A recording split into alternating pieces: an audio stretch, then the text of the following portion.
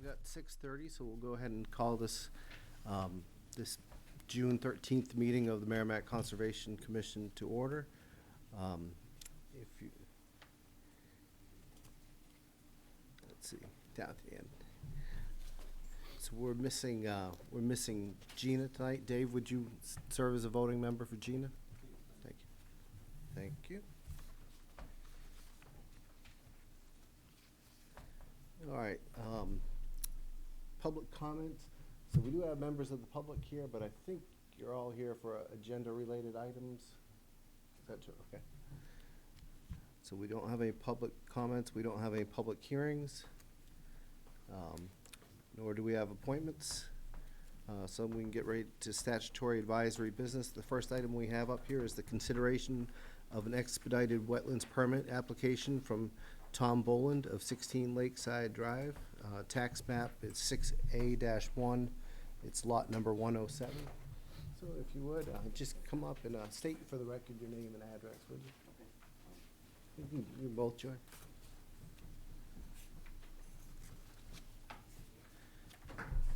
And sir, is your green light on? Yeah, now it is. Perfect. I'm Tom Boland. This is my wife, Ruth. We live at 16 Lakeside Drive in Merrimack. Okay. So we all got a copy of this in our packets. So if you would, just maybe a high-level overview of the project and what it is you're proposing to do. Sure. Appreciate you having us here tonight. I think what we're proposing to do is relatively straightforward. This is a property that we purchased about 2 years ago.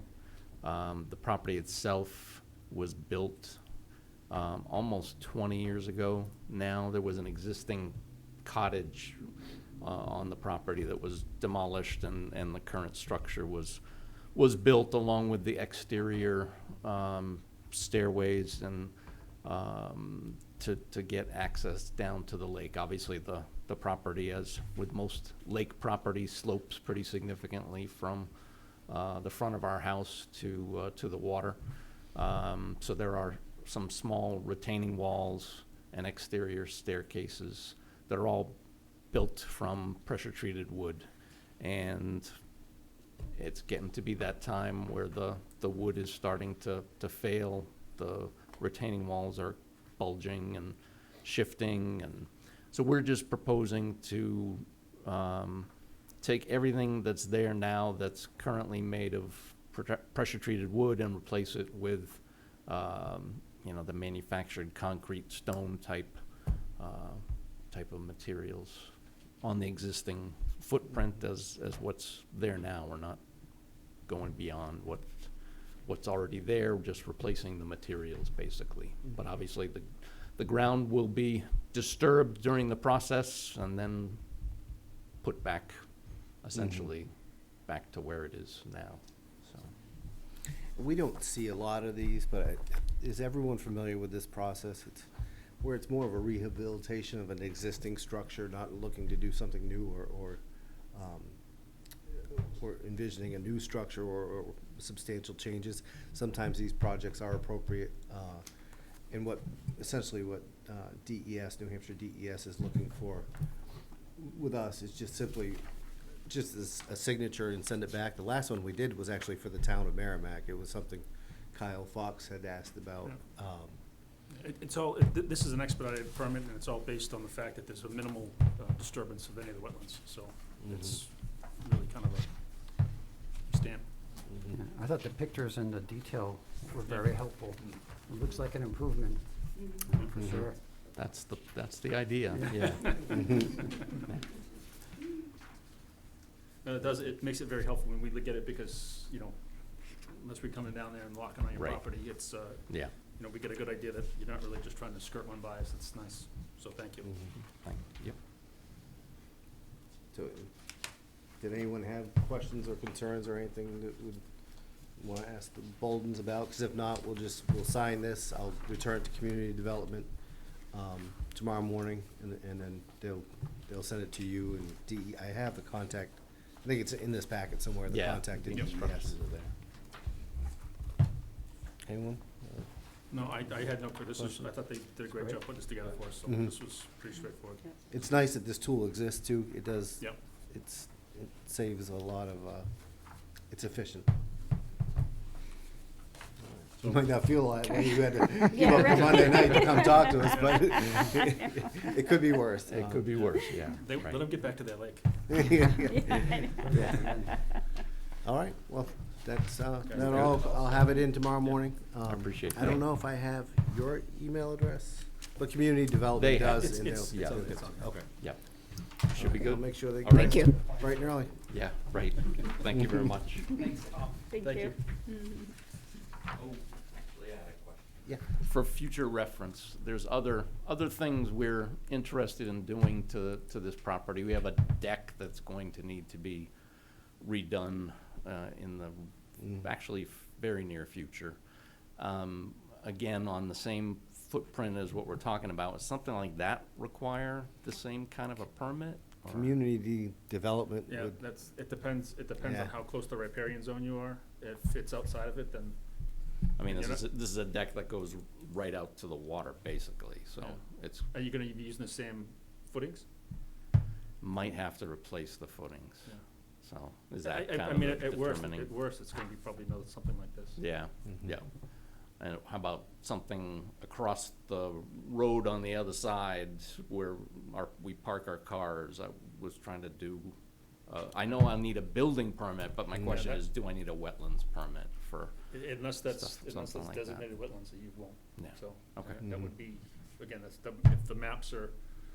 depends uh, what the tax maps Yeah, identify it as. Merrimack GIS, you Yeah. can go on the Merrimack GIS and you can bring up the wetlands the wetlands map and you can see where they are. So Whether you're if you're inside of or it, you should be- outside. yeah, you should be Okay. Great. Who was Thank it that coached you to go this route? Was it the nice folks downstairs, or did you know that this? Yeah, I talked with Robert Price in the Yeah. Okay. Community Development Department. Excellent. All right, thanks Have a again. wonderful evening. Thank you.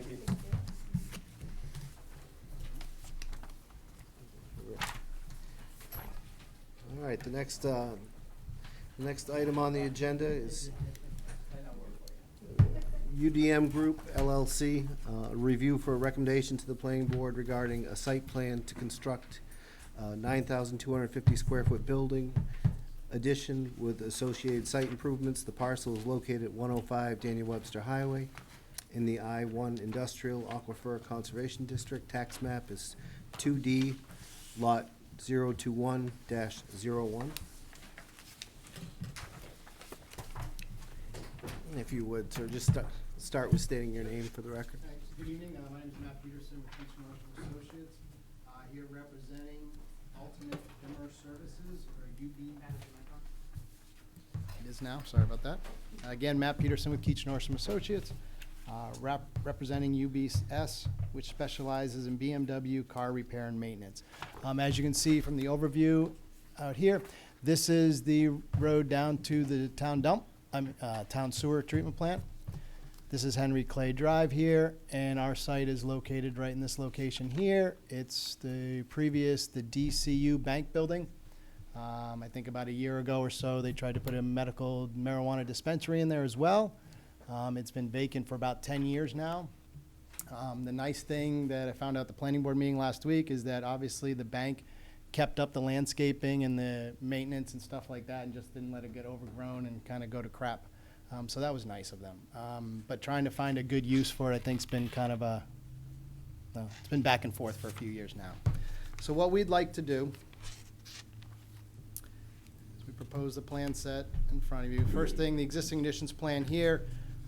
We have a little bit of wetlands on the back of the property here that heads down towards the river, and then a little piece up in this location here. We're high and dry with the majority of the site. It slopes off down towards those wetlands that are there. We have substantial frontage along DW Highway, 2 points of access coming into the site.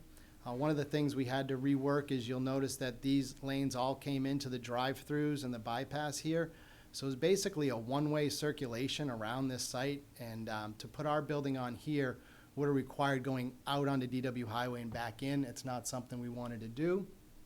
So in the proposed site plan, We're proposing this 9,250 square foot addition onto the existing glass building that's out in front, and then proposing to rip up the pavement in this location here and a little bit on the back, and then install 2 lanes so we can get backwards and forward into the site here. We also have some customer parking here, and then we have the existing bank parking that was located down this location.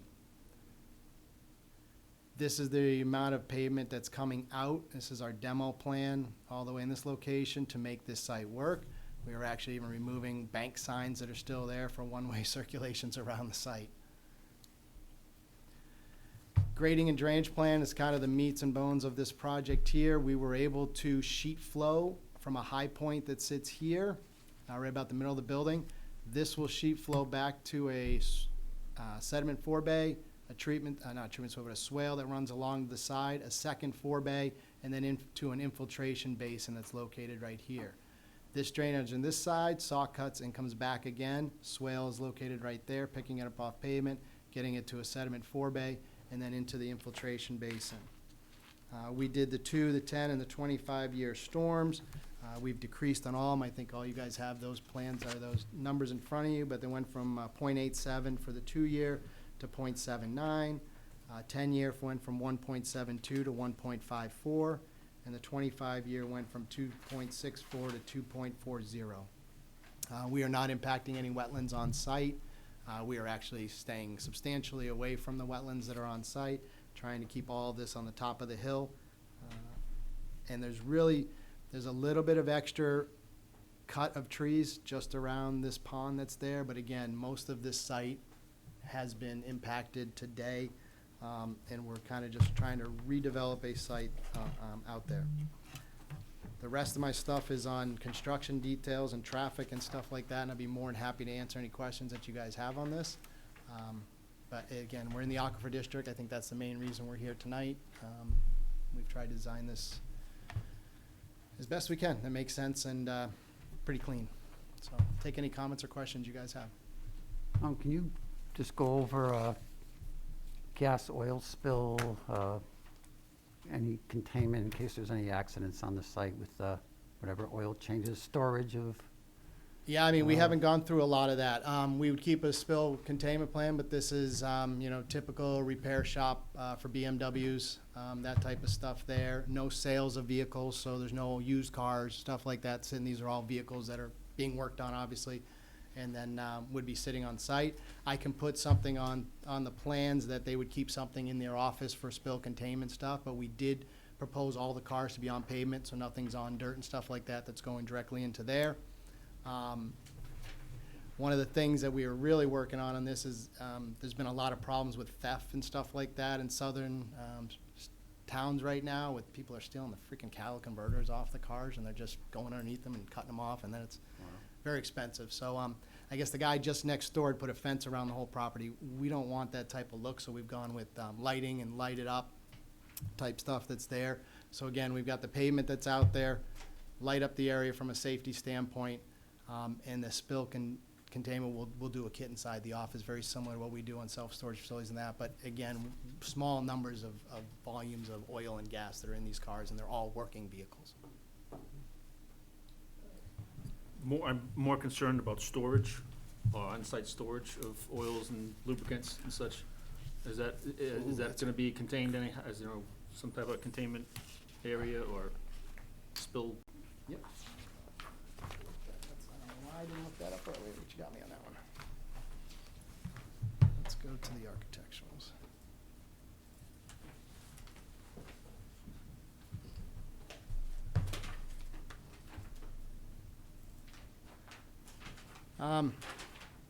I'll get an email back to you guys or on that, but my understanding would be that everything would be inside the building, contained in what has to be, meet all the state requirements currently to do that. So it means there's no floor drains? We're looking at putting in the wash bay right now. They would like to have a wash bay in the upper corner here. I just finished a fire station for Newbury Fire Department. And what we're proposing on this here is a separate containment system, a holding tank that the wash bay would drain directly to, and that would be cleaned by a Clean Harbors or something along those lines whenever the alarms went off. We want to keep that separate, obviously, from any drainage, and we have on-site septic, so and obviously we wouldn't be able to put it into the town sewer system either. So we'd like to do a wash bay up in the corner here and propose to put that in a, like I said, a 1,500-gallon holding tank with bells on it that would be cleaned whenever it needed to be cleaned. When do you go in front of planning board? We were there last week. No. Okay. Yeah, I don't, this kind of got jumbled around Yeah, for you some gonna be reason. going back, or? No. Okay. But I've got to deal with any questions you guys have, so don't worry about that. They were okay with that. I explained that last Tuesday to them, and they worked to that. We're still working through with Dawn, engineering comments and stuff like that to finalize that design.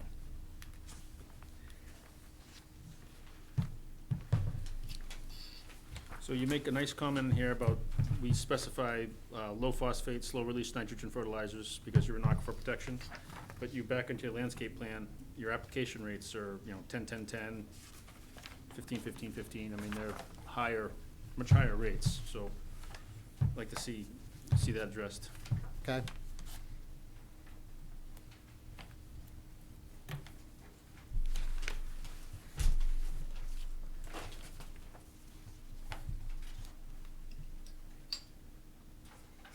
And I'm assuming that obviously any vegetation you guys are selecting, or you've beat it against the New Hampshire invasive list to make sure that that's, Should be good. It's being, we haven't got, we did get Fawcett O'Neill review last Monday. We have not addressed theirs yet. I assume that's probably okay. in there if they had anything in that, yes.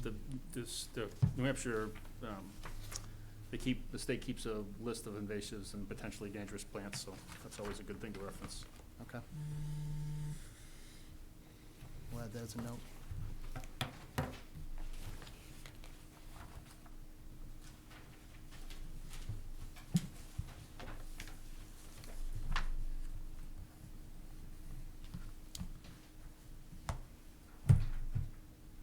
All you had?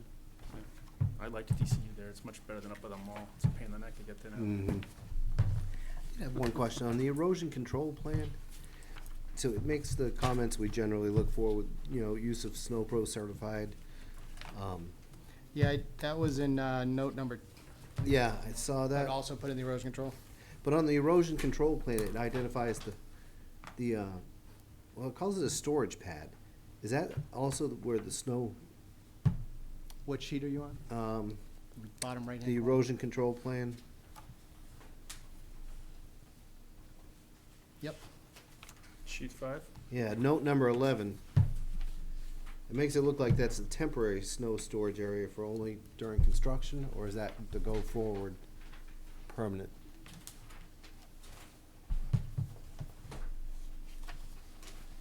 That's just during the erosion control phase of the project here, during construction. And then back on the site plans. This snow storage would be up in the sediment 4 bays, up in here, and It here is. would be pushed out to, Okay. up in this location to the back, and this location back in here.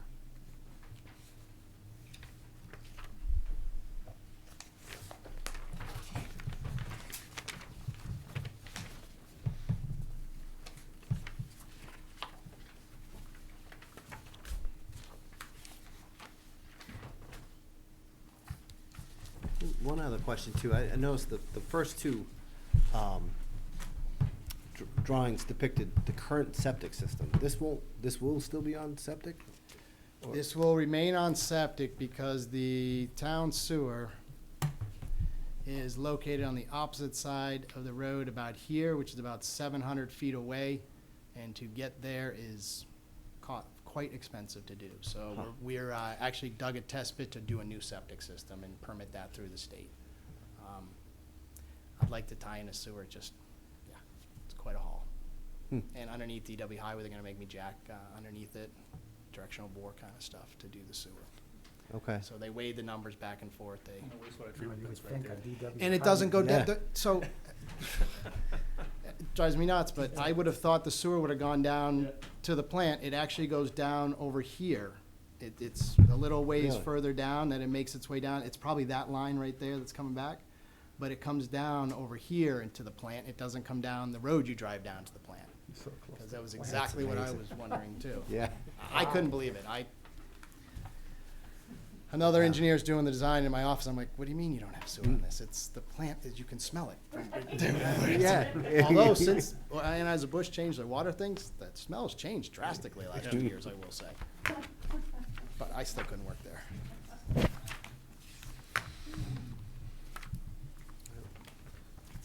Those are all the questions I had. I'm all set. So we're, I noticed in one place there was hay instead of straw. Oh, really? Oh, no. Wow. Damn, I thought we got rid of all those. I It's been didn't- like 10 years that we made it. It's on page 9. Okay. Stormwater ponds construction sequence. So it wasn't like the normal, it's just. Yeah. Thank you. It's so funny. In all the towns we work in, each town has its little things, and man, I tried to get them, but there's just so many notes now and stuff. It's gotten crazy the last 10 years. so this has gone before the planning board, so what do, I guess we'll give them our feedback I like think you we should give them normally your do. feedback so that I can take care of those comments, because conditions of approval are to address Mhm. outstanding comments from boards and stuff like And that. I So, think yes. our comments, tell me if I missed any, but I think our comments are, we want to make sure there's a plan for floor drains inside the actual building. Or containment, yeah. Or If we're containment. gonna put, if there's gonna be a floor drain, there needs to be some containment for it, because it can't run to the sewer or septic. Just the modification to that about fertilizer application rates in the one area where we'd like to see it say straw, not hay. Is there anything else? I had storage of chemicals on site. Yep. You need some kind of containment plan for anything stored hazardous on site, oil, fuels, lubricants, whatever. Label the snow storage area on that sediment bays where I Mhm. showed you. And then a reference note on invasive species potentially. This, some kind of spill Yep. kit in the office, manager's office or something like that. Yep, I spoke it. Okay. Hmm? Thanks. All right, Perfect. no more questions on this. We'll move on to the next agenda item. Dick Anagnost, applicant owner, review for recommendations to the planning board regarding a site plan to construct 2 multifamily residential buildings totaling 48 units in accordance with the New Hampshire Workforce Housing Statutes, RSA 674:58. The parcel is located on Twin Bridge Road in the R-4 Residential Aquifer Conservation, Town Center Overlay, Elderly Housing Overlay, and Planned Residential Development Overlay. The tax map is 5D-3, lot number 114. Okay. Good evening again, Matt Peterson with Keach Norris and Associates. Just so you know, this one has not been in the planning board yet. They've had to deal with some PUD issues, notifying that first and then going to the second step with this.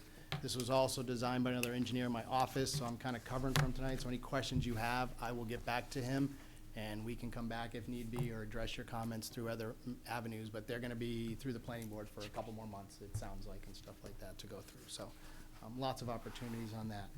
But this one's kind of interesting because my office used to be at Twin Bridge at the corner, that building in the corner up there for Chris Strickler that owned that building and built it at the time. And I walked through this area many, many times and never in a million years would have thought that this was going there, and or else I would have tried 10 years ago if I known this was an opportunity to do it. But I think most of us have seen the issues. I mean, obviously Merrimack's, you guys have done more than your fair share, I'd say, of apartments and stuff in the last 2 to 3 years too. I'd say Manchester's probably the only one keeping up with you guys on some of the stuff that you're doing. So I get it. The good thing is, if you read the articles today actually about most of these guys are just charging crazy rents for their stuff, and this actually be labeled as workforce housing has to be a lower rate. I gotta say, we gotta change the name from workforce housing. To me, this is my children. This is my 25-year-old. This is my 28-year-old. This are people that need places to stay. This isn't really down on their dumps or that kind of stuff. It's kids that are working hard and trying to make it through it. So anyway, this piece is the grass piece in the open field that's just next to the mall itself right now. It has access from Front Street, comes through the property, and then it accesses out onto Twin Bridge here. This is one of the last, or the last parcel of what was originally the Merrimack Commons the Commons of Merrimack PUD project, which, looking at the aerial again just to show you, was this parcel over in here, mostly all these apartments, the landings they're called, and some of the other ones that went in there, and then this out parcel up front here was part of it, and then the mall itself was part of it. So this is the last parcel in that PUD. They went to the zoning board to get the right to be able to do this on the parcel here, and they got the variance to do so. So that's why we're here to the next step. Like I said, the existing conditions is with the road goes through here now. There's sewer that runs through the property. There's drainage that runs through the property. One of the things that's interesting on this drainage here is that this drainage system runs through the property, through the front of the site, all the way to Front Street, makes its way down Front Street, and then this was the overall detention pond for the whole project, it appears to be. And everything runs to that detention pond. However, these plans are pretty old, and for us to get information to justify utilizing this, even though, like I said, when we take a look at the site plan, the catch basins and everything that was in it, appears that that pond was probably modeled to handle this site as a development. We have gone away from that. We have designed this basically as a standalone site. We are tying into the drain manhole that we're adding right here in this line. We're actually replacing that, but we're putting in a drain manhole up in here, and I'll show you on the site plans. And that's just the overflow for our system. So we're gonna do an infiltration system under the parking lot, the chambered system, hold off all of our numbers, pre and post. However, if you looked at the report, you'll notice that one of them was off. So we have to modify that. The 50-year storm actually had an increase. The other three didn't. We have to make that modification. We're pretty sure that Fulton O'Neill will find that too, but we had just, on an honest mistake, missed that one there. But this is the site. Like we said, about 2.9 acres in size. What we're looking to do is two 24-unit buildings to sit, nicely on the site here. Not having a setback, obviously, between the properties helped make this site work. Your setback lines are here, down along here, and then along this line and up. This plan here outlines what we'd like to do for the two buildings with the parking proposed. Obviously, I think we all know some of this mall is underutilized, so if we needed to use some of it, would be there. But one of the things I think we're seeing in development nowadays is putting residential with some of the commercial stuff so that some of this stuff doesn't just die being out there by itself. I think the 360 Mall was an amazing feat the last couple of years that got redone and redeveloped the way it did. I had a lot of people that wouldn't touch that with a 10-foot pole, and then I think they did a beautiful job. I mean, I love what's happened there and redeveloped the site, so that was good. Same thing down in here. Although you guys do have a lot of residents, as you go further up on DW Highway, it gets less and less, and you can almost skateboard at nighttime after 5 o'clock down some of these roads. But anyway, looking for the site plan, 48 units there. Again, we did a demo plan that kind of shows you the pavement that's got to come out, drainage system coming out in this location here. This is where I talked about we're adding the drain manhole to the system. Grading plan, again, outlines where the stormwater runoff's going to go. We are collecting it via a catch basin, a pipe system. It's all going to a system located right here, a chambered system. I'm just going to quickly flip to the details here just to show you, but what we did is we went out there and we dug 12 feet, 13 feet, 12 feet, and I think the other one says 12, but I can really see that close. Went down extremely deep to make sure we had the soils there. Test pits came back very clean, and that's why we proposed what is on the detail sheets. Oops, sorry, I hate to jump around like that. What's on the detail sheets here, though, is the Storm Tech chambered system. These are basically the half moons that you guys have seen. The bottom is stone, infiltrate system, And then we'll have an overflow and out to the catch basin that I set out to this location right here.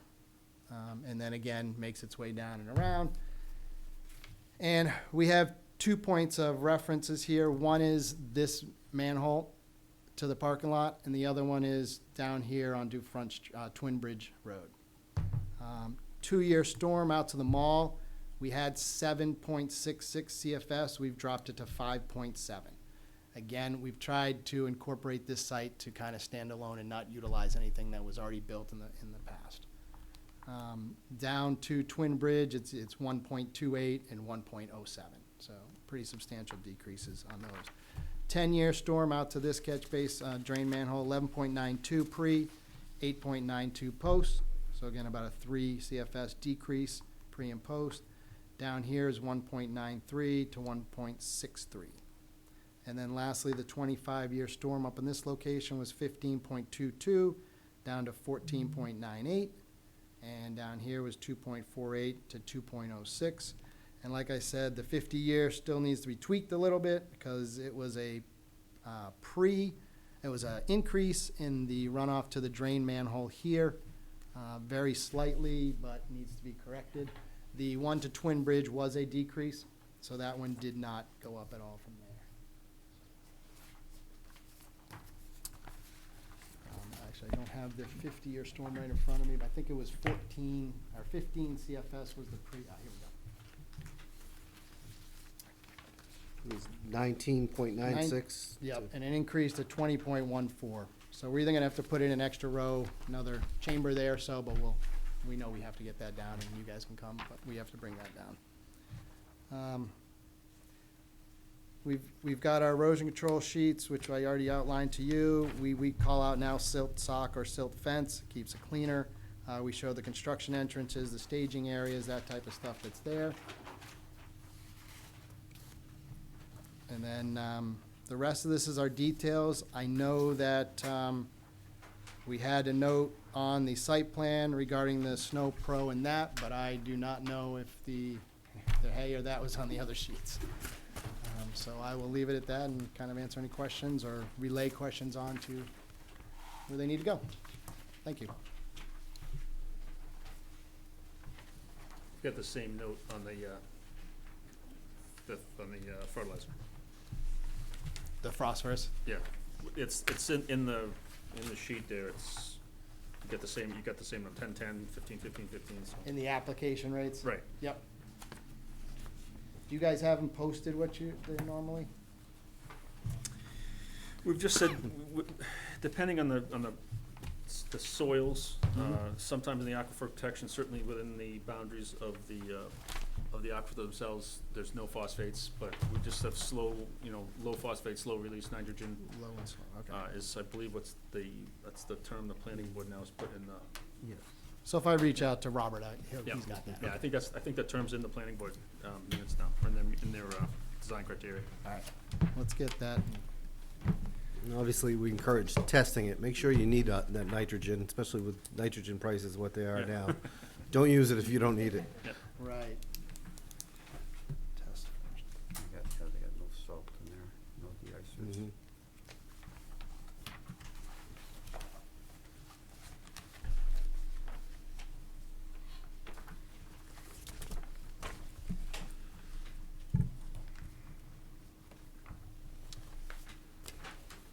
I just can't believe that space is that big.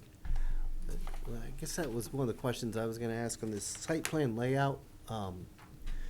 Bullet number 11, it just showed it listed the impervious lot coverage.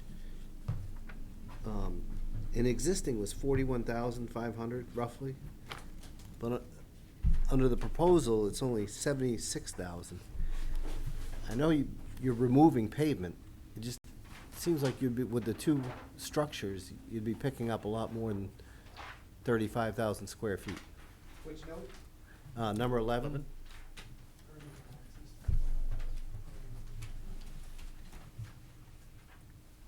you're saying you think double It just looked off. I'm sure you based that on a survey or something. Maybe on this one, can you show us where the pavement gets removed? So there's only Well, why do you, it said it was 47,000, it went up to 75, so it's increasing by 55,000. I just thought the new number would be much bigger, it felt like, but, Yeah, with Well, see buildings this, and- so you've got this existing pavement that's already existing on site that goes out to here, mm-hmm, so that's there. There's green space now that's allocated throughout each building and locations that we have there. I can have them submit the calculation to you, but we do this in CAD right now, so unless they made a Yeah. mistake, but, which does happen, I can take a look at it and verify the numbers for you. maybe it's that added green space that, Well, I think what it is, if you look at the demo plan here,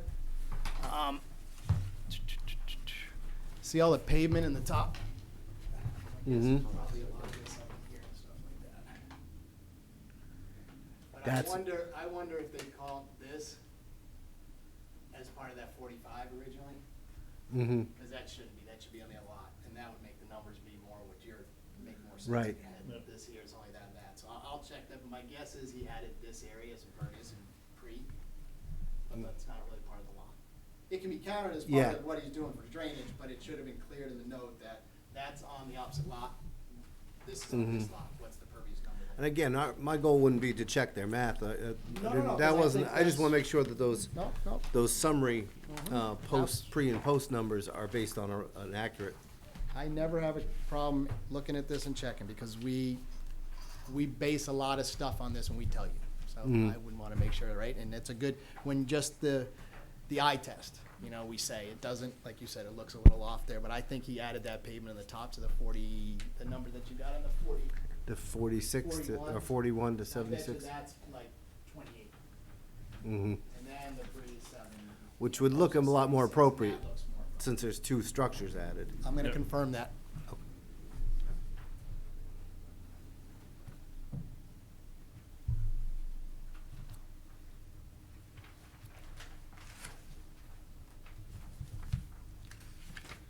Who else? Oh, this is pretty straightforward. Okay, so you said with this one, we don't have a, We do not have a planning board date yet. We're trying to figure out how to notice all the abutters for the PUD without sending out 500 letters. mhm. So, we just have to get the association, but it's getting harder and harder to get an association contact and president lately, so. I think we probably, tell me if I missed something, we could probably send our feedback back to the planning board and just call out those three items. I think those three items are revisit the 50-year storm numbers, fertilizer application rates, and to just suss out that before and after impervious square footage. Is there anything else? Yeah, I didn't see him. Yeah, if we identify those three items and just let the planning board know, then we save you a trip back to see us. Then the planning board can follow up to those three.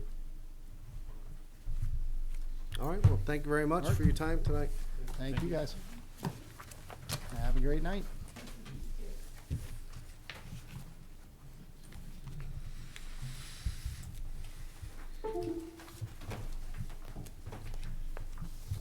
All right, let's see. All right, the third. Oh, no, that was it. So moving on to new business.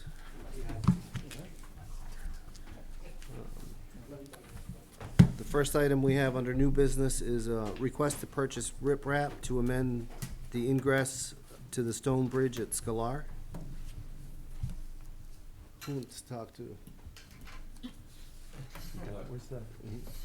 Where's the estimate?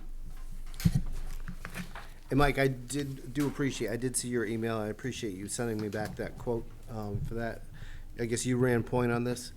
think one thing that would make us a little more efficient during these meetings in the futures, I don't know, I think it came from Lakeview, right? Yes. It would be helpful if they could just provide us that quote, just so we could attach it to the packet that goes out. Because it would spell out a lot of the things, the questions that probably some of us have, like what size riprap is it? Is it 4 inches? Is it 5 inch? 6 inch. It's 6 inch? Is it just stone or is it stone and concrete? It's just stone. So you're going 6 minutes riprap? Who's gonna walk on that? That's Well, big. That's big. Well, Mark said 4-inch, but they only have 6-inch, so we'll put a smaller stone on top at a later point. But right now, it just fixes a hole in the bridge. Right now, it's a log up against it with some muddy soil that you can slip through, and it'll fix some drainage. So we'll come back probably in a couple weeks. Have we talked to the town about what, you know, they probably have, you know, accounts at different places. I mean, are we trying to buy this on our own? Are we going through the town? I haven't talked to I mean, them. we get You- some, potentially some volume discounted for, Mm-hmm. I don't know if DPW has, you know, I don't know, they probably buy a lot more fill and riprap than we do. You know, Mm-hmm. we're talking a couple yards where they're buying, you know, over the course of a year, hundreds.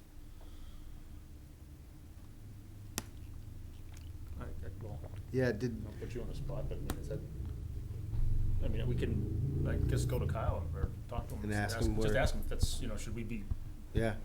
Is there a pile? well, no, I mean, we obviously pay for it, but I mean, Mm. I'd rather, you Mm-hmm. know, if we can get a discount on volume. That sounds familiar, like, Yeah. wasn't that mentioned to him once?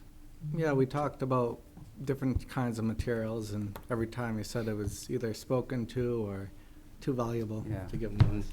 I know Mark had asked me during the work, or one of the work days down there, that I went down, and he was down there with the excavator, asked about millings. I did ask the town about millings. Oh, the reground? Mhm. Yeah. And everything, the town got a substantial amount, Yeah. and they There's a did an way. absolutely beautiful job with the parking lots. It's like gold. It's It is. Everybody wants it. Yeah. Has anyone seen the parking lots at Wasserman? Yes, Yeah. I was just there. Yeah, those came out, oh, that's right, you were just Yeah. there. Those came out nice, but that's where all the millings from this Turkey Hill went up there. So I didn't see a picture of the bridge. I mean, I know the bridge. We're just trying to fix the access to it. Well, I mean, it's the thing, if you put one- down, we're putting on 6-, you're gonna be, one side is washed away, so it was previously a drop. So the Yeah. bridge itself was washed away, the ramp, and DPW went to clear the culvert. So they put some mud or whatever and a big tree up against the ramp to get their backhoe on top of the bridge to clean the ramp. And this was last year, so it's pretty much washed away now. has anyone looked at, to you know, kind of verify that's the right way to fix this? Cause you know, think of the bridge, Severance Bridge Road. We Mhm. dumped all that riprap right there, and all that stone got in there and started swirling, and it washed away the embankment, and now we had to put a Jersey barrier there, cause it's unsafe to go down there. So before we just dump riprap in there, I mean, is this, wanna make sure it's, you know, it's, that Kyle or someone come say, yeah, this is the right direction to fix this. I don't wanna I mean, it's, if we dump it and it causes another problem, then we're, I'm just repeating what Mark said about it. I know he has a business and does this, Okay. so I'm assuming he has the knowledge. I know they use riprap on the other bridge for its bank, which we just cleared not too long ago from. Which bridge? The bridge they built next to it, because this bridge was on private land before we acquired the parcel. You're talking about the bridge that that everybody drives over? Yeah, The main bridge? Okay, it's the bridge Is they that actually a drive bridge or on. is that a culvert? That's, Well, Both. it is. yeah, well, that bridge is on the town parcel, and this bridge we're talking about is on the conservation. It seems like there's more flow going down towards the old bridge now too, because the town, I think the town graded that, so the water flows Yeah, so out it's that way, so it's washing away, so definitely A lot. something to be done. So part of my update from the town council retreat, I was going to suggest that we meet the town manager and the DPW director down there next Monday evening, and we can try to talk about the rock placement and how to best make it ADA accessible and keep vehicles out of there at the same time. Town manager and DPW director has already been down there and walked the property. We could bring this up at that time and get their feedback on this as well. That's assuming, once we go over that, the Conservation Commission is agreeable to meet them down there next Monday. But the intent is to try to put this rock issue to bed once and for all, so it can come off of Wow. social media and all the other places. It would be nice to have that over with. That sounds like a great idea. Yeah. How do we, We doing this next Monday? yeah, how do I, does that have to be posted? Yeah, definitely, because we're gonna make a decision. It does have to be posted. It's gotta be, yeah. I talked to the town manager, says as long as we're 72 hours, but if we end up agreeing, I will call him tomorrow and he can set the wheels in motion. I can't think of a better approach Yeah, than that would one. be, Sounds good. So we'll be talking about the riprap and, or whatever, the bridge and the big boulders, right? The rock- Correct. Right, the rock Yeah. barriers. Yeah. what was the quote for the riprap? 35 a yard, 25 delivery. How many And how yards? much? Yeah, so what's 8 the- yards.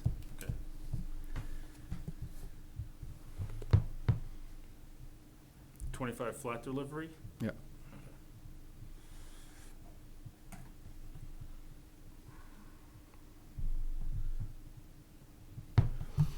That's another thing too. I mean, if they don't have the size, the preferred size of riprap, we can go to another place in town, Merrimack,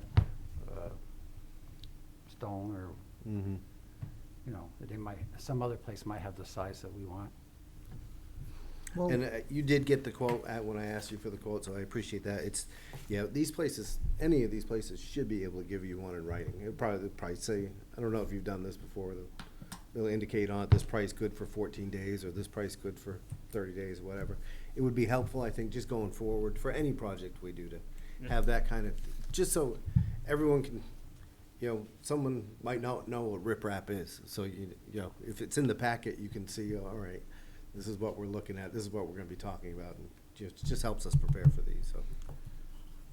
Do you know if is it crushed stone, is it? no, just it's the, River, well, it's, just washed gravel? It's rough, it locks Yeah. together, right? The crushed, it's crushed gravel. Yeah, it's crushed, a bit hard, mm. like, yeah, it's crushed. And it's, you're talking 300 bucks, Mm. right? And then something has to go on top of that eventually. Well, we meet on Monday and go over it. Yeah, we can certainly bring this issue up if that's what we want to do. Mhm. all right. So- Do we wanna, we could probably contingent on the meeting Monday, we could, or do you wanna wait to vote on it? Well, we could do it Monday if we had a quorum. Mhm. You said We 6:30, could vote to Andy? table it today and take it up on Monday if that's Mhm. what. Yeah. So, 6:30 Monday, 6:20? What's Monday's? Monday, the 20th, Mhm. after work, so, you know, probably at 6:30.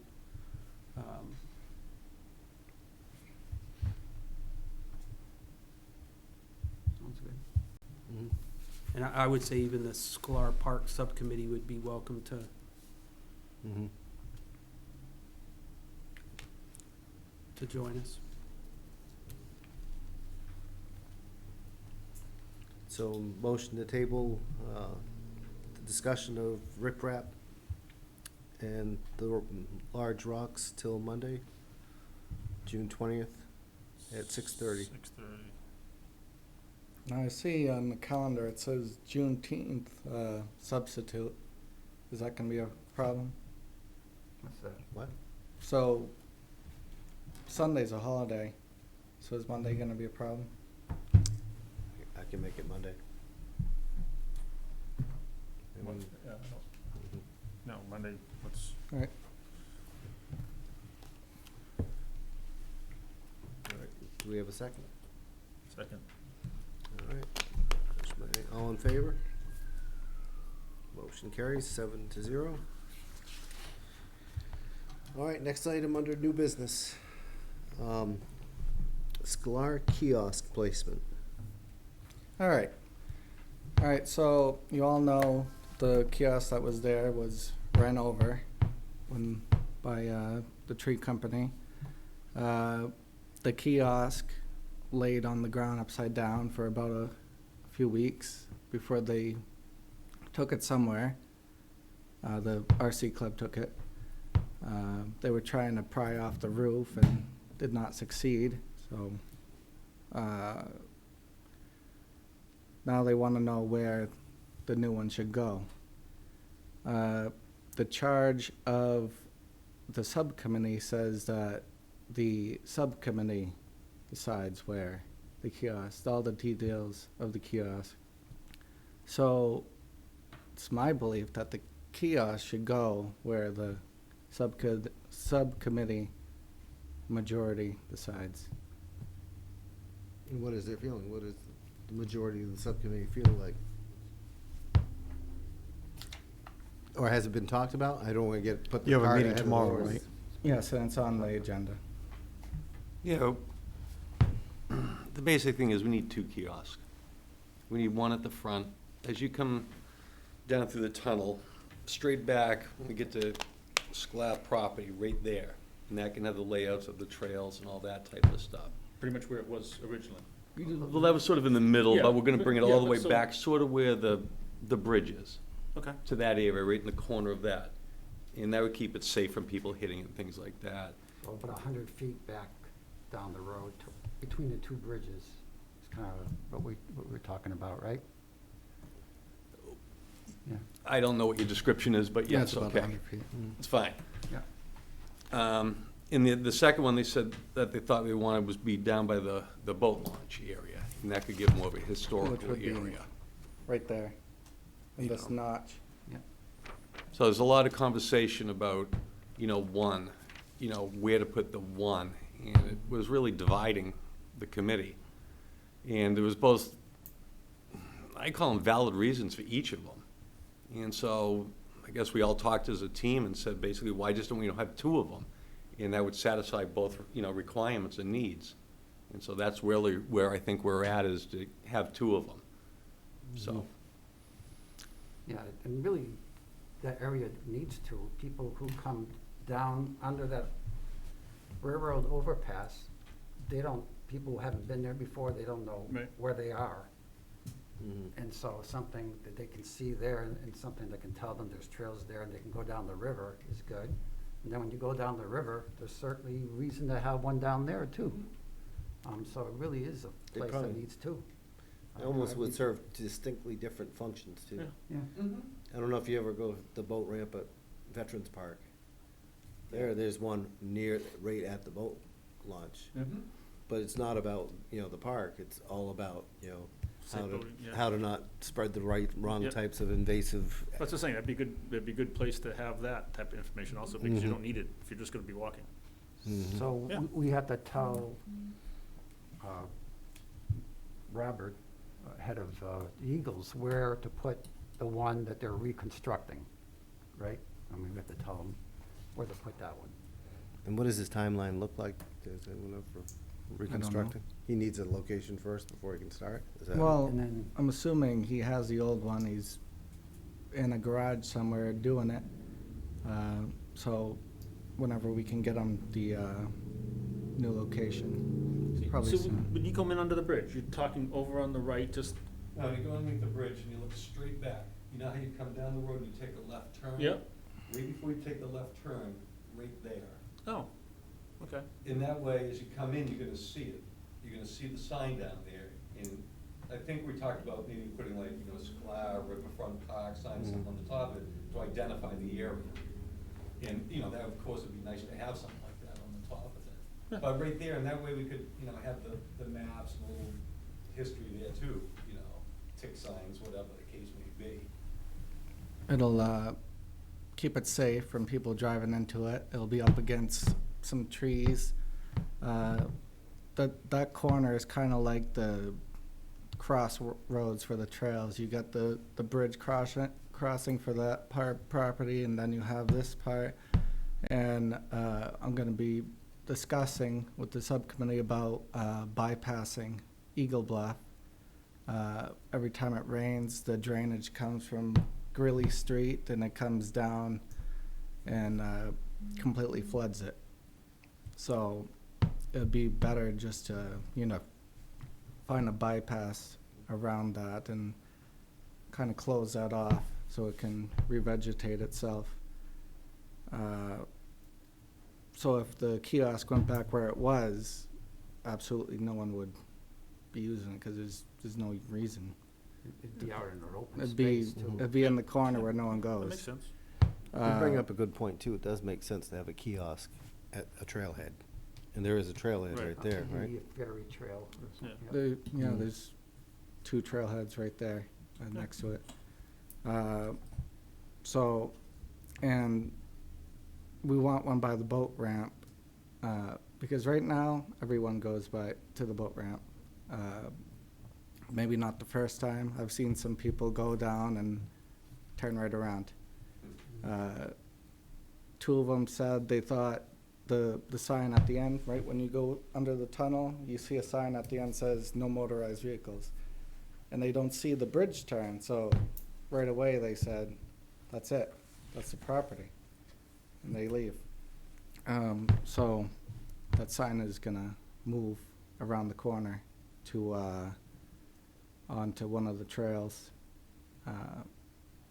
because it is confusing people.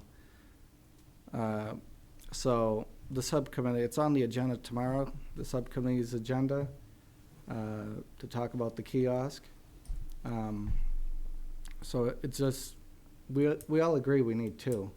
It's just where should this one go? You know what I mean? Has the subcommittee talked about where the second one would come from? Is there someone that's eager to build this thing? We or- haven't talked about it. Okay. I know Mark has the required tools, but we'll be talking about that tomorrow. It's on the agenda. So what would we like to accomplish tonight? Nothing. Okay. Just an update, and that's fine. We can possibly update the committee next Monday when Mhm. we meet down there about that too, since Mm. Scalar's having a meeting tomorrow. All right. Anyone want to talk about this any further? Or- So All it's, for the replacement, are they gonna show you what they're gonna do beforehand and how they're gonna put it into the ground and everything? I don't know. Okay. They sent a list of materials that they said they needed, with the prices. But that's about it. I asked them not to put in the board that was on it previously, the one where you hook the metal hooks, pegboard, because It's that's, tough to use. yeah, so. Yeah, you and I were down there trying to drive tacks into that thing. So they submitted a quote to rebuild it? They're rebuilding it, but they sent an email amongst themselves, which they, Well, are they Put us on it. asking us for money or? no, Oh. they're gonna do it. No, I should say, well, okay, then we do need to vote. It sounds like- But we may need something for the second kiosk. For the second one. Yeah, but that's, depending on where this one goes, it might be next year or Yeah. whenever. It's no, build the kiosk is pretty, Right, but we can also talk to the Boy Scouts about an Eagle project, Mhm.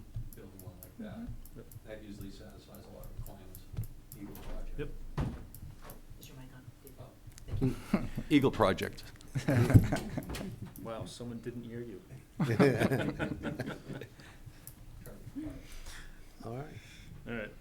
Moving on. The next item is the feedback from the town council retreat.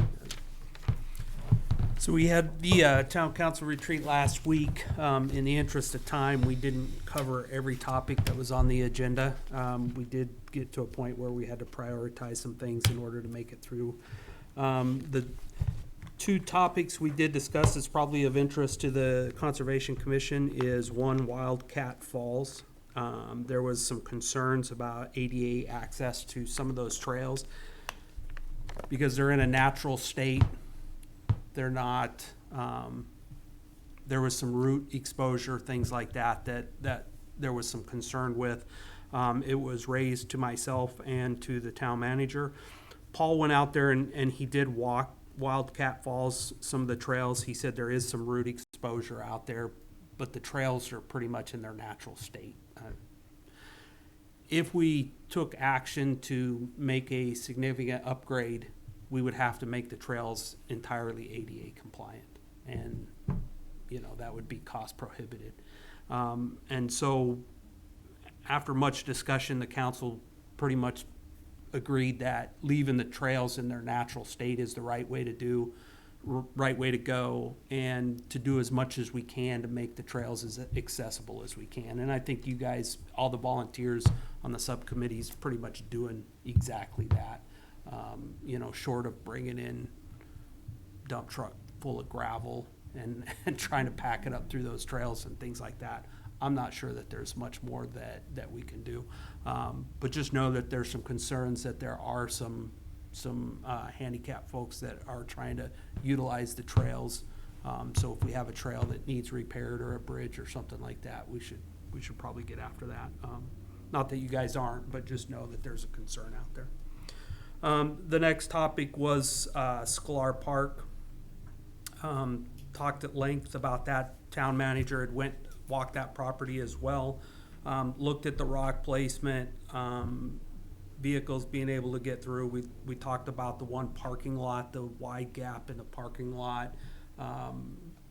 After much discussion, we talked again today, which is why we suggested that we meet down there on Monday. Conservation Commission, Scalar Park Subcommittee, and Town Manager.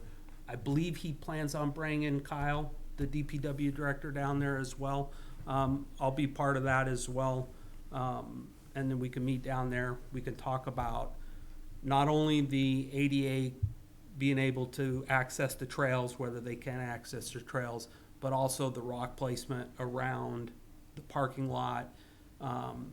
They had some concerns with folks going down the boat ramp, bypassing the rocks.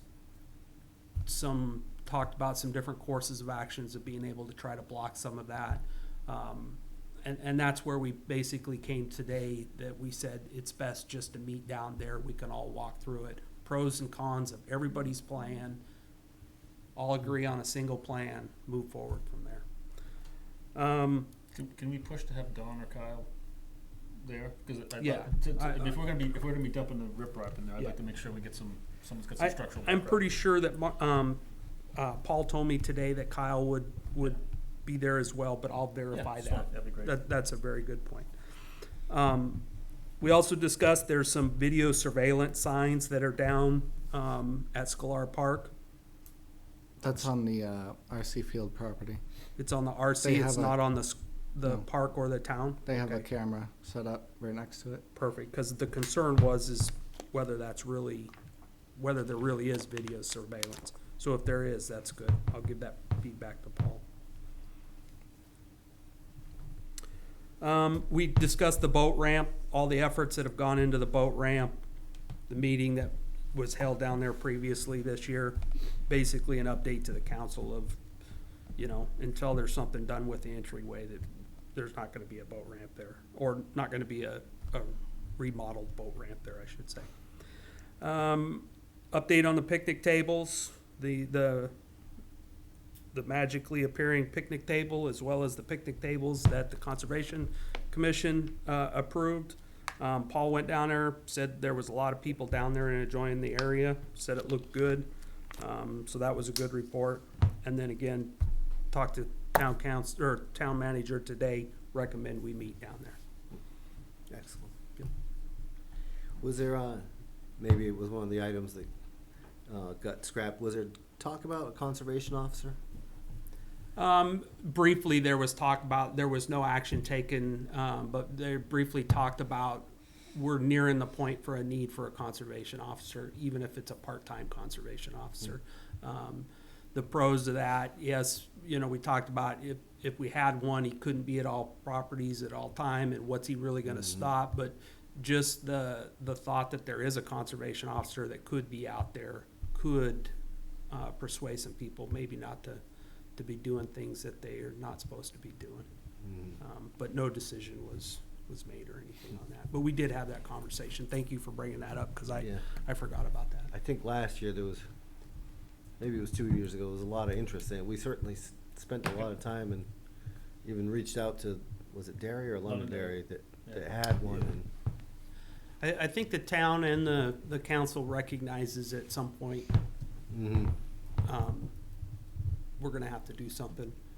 I don't know that nobody expressed any strong feelings of whether that should be this year, next year, 5 years, or anything. I assume if the commission had strong feelings and approached the council, it may sway them one way or the other. But they did recognize that Okay.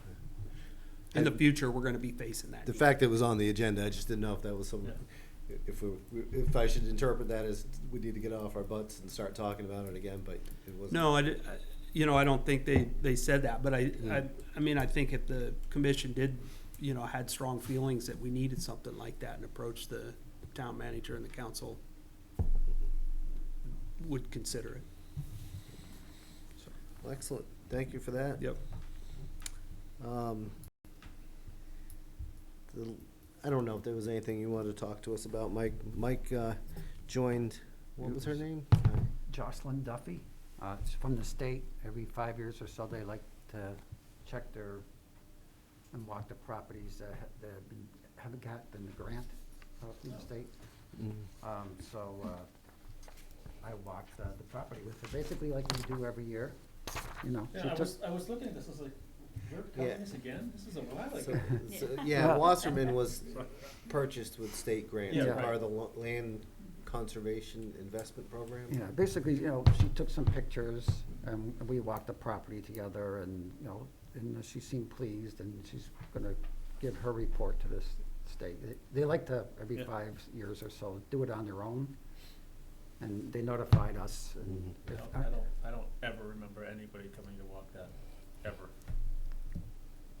I mean, we've done it, I remember, we've been doing Yeah. it for years, I've never had anyone from the Yeah. state. This was our reward for being the one community that's That's actually that's following the been rules. vigilant about doing Yeah. that survey every year. she went to it stopped raining when we did it, but just before that, it was pouring out, and she did it another property somewhere else. Yeah. So just not that often they do it. Anyway, nothing exciting to report, just everything was fine. She didn't have an easy solution for all that burning bush out there. No, No. yeah, she saw it, she saw the burning bush. Well, thank you, Mike, for meeting her and doing that. And finally, Fields Farm. I'm sorry, I should have moved you up, probably under new business now that I think of it. Do you want to come up and just state your name for the record? Sure.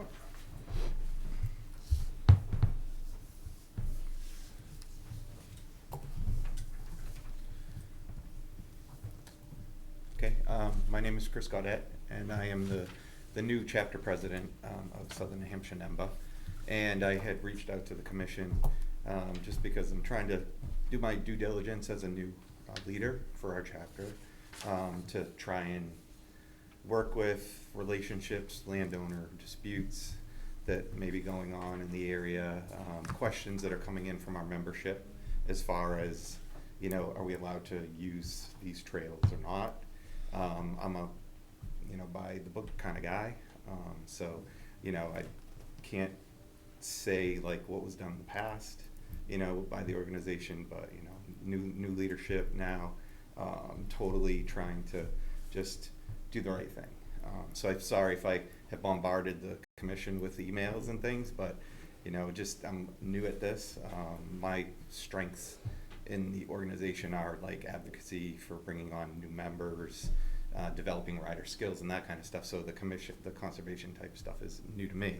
But, while NEMBA can't control the actions of all mountain bikers, we certainly are looked to you know, as kind of status, you know, or, you know, so when people see mountain bikers like misbehaving or, you know, they think that, you know, that's all mountain bikers, and that's not the case, you know. So when there are things that are brought to our attention, we want to act on them. And this, you know, kind of the emails and things that I started sending into the commission about Fields Farm all stemmed from communication that came back from one of our members who said that they had an interaction with a landowner. So, so that's kind of what started the conversation with you guys, and just wanted to, you know, see what we could do to kind of talk about the property with you guys, to, you know, determine, you know, what kind of message do we want to send, you know, to our membership, if anything at all. You know, obviously we want to respect landowners. And, you know, that's kind of the biggest piece right now, I think, is that there's this one section of land that's coming out right off of Amherst Road that, it seems that the trail crosses this person, you know, the landowner's property there. So just wanted to see if I, you know, could get some history from you guys as well on the property, you know, what's kind of going on over there, and, you know, if it, you know, what we should kind of do to, you know, pursue to, Yeah. you know, make things right there. I think you sent us something, Chris, and Yeah. so just some history. There's been some newer trails cut into this property that we weren't aware of, and there's a bridge there. And the piece of property that, and I think you sent the map. Yes, I did, Yeah. from GIS. It's that little triangle that's along Amherst Road. You can see, Yep. so that what happens is, without realizing it, they cut a trail through there, which is private property, to access, you know, our Fields Farm property. Just a little triangle right here. Yeah. Private. So that's where you ran into trouble there, I think. Yeah. Well, yeah, I mean, what, you know, the thing at first, like, I just want to make sure that we're clear, like, NEMBA did not cut that trail. Oh, you okay. know, okay, so those trails were, you know, I know that there was, from the history they got from Matt Karen was that, you know, Matt was working with you guys and the commission to get approval to put in trails over there, that had not happened, you know, at a certain point, and that whoever the person was that put these trails in was told not to do so, but got permission from somebody who wasn't in a position to give that authority, you know, to give that approval. So, you know, I think Matt's trying to keep me out of it, you know. You know, and he's like, you know, just, you know, you don't know, you know, we don't know what we don't know kind of thing, you know, but it's unfortunate that, like, that happened, because Matt was trying to do the right thing, you know, and he said he tried to do the right thing on some other areas in Merrimack as well, that, you know, these same people who are not a part of NEMBA that, you know, just are off doing their own thing, you know, are giving us a bad name, you know. So there's a lot of membership in the area. There's people that have interest in those trails in Merrimack, but they also, you know, don't want to use them if, like, they're not supposed to be using them, you know. Right. So it puts us in a tough position, right, you know. And so we want to, you know, see, you know, what the plans, you know, what the commission's plans were for that area. You know, is there, you know, some way that we can take what was done there and legitimize it, you know, by working with you guys on that. You know, and obviously this landowner issue is something that I've been trying to approach. I have reached out to the landowner, have not heard back from him, and I'm going to attempt again. Because we're talking like 15 seconds of, you know, time, you know, or it's not a big section of land. And from the conversation that that this other mountain biker had with the interaction that they had with the landowner, it was more of a, like, we just want to talk to who's in charge of the trails, you know. So, like, I'm not in charge of those trails, but I'm certainly, you know, because I'm, you know, a symbol of the mountain biking community, like, I'm willing to go and have a conversation with him, but I didn't want to just show up at his door as well, you know. So reached out, official number letterhead letter, just kind of say, hey, I heard, that you had some concerns. Let's have a conversation. Gave him my contact information. Has not returned, returned that at all. I also mentioned in my last communication to the commission as well that like if he has any concerns with liability, that with NEMBA's new insurance policy, we can certainly, put him on the rider and like that there would be no liability, of anything that happened, on that land as well. So we're doing what we can to try to, alleviate that. My initial thoughts were, like, do we get to the point where we do we pursue this so hard, with the landowner just to try to find out about that one little section of the triangle, before we find out what your all like thoughts are on the property, the property as a whole, right? Yeah, that parcel's got some interesting deed restrictions on it, and it's completely passive recreation, so there's gonna be, we've got, we're still looking to the town to get some idea, whether that we think we could even put a road in there to like drive a car down, to put a boat in the water or something like that, cause there's one spot down there that actually could support a landing. But there's no subcommittee for that parcel.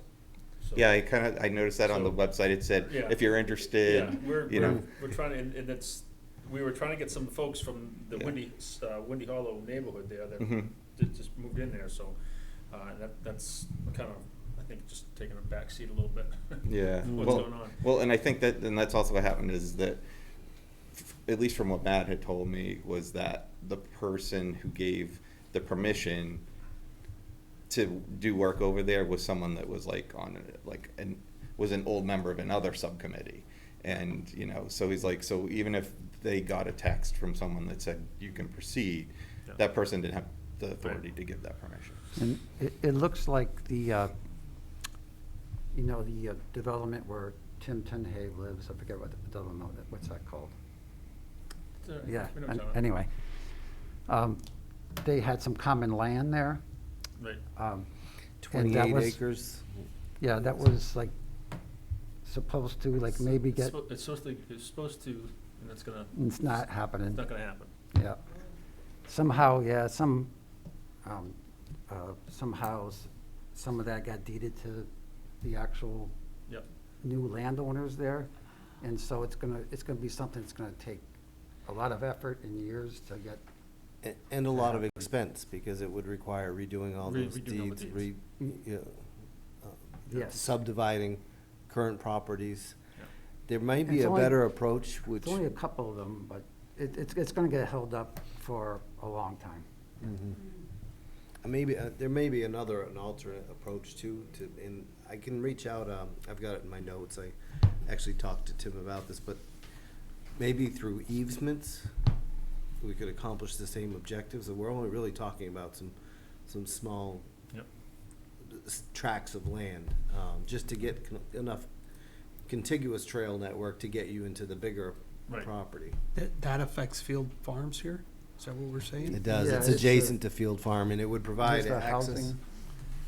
And, Property right here is, was also to be deeded to us. Oh, And So- it was, once the construction was completed, and it was recorded incorrectly somehow, and it didn't work out.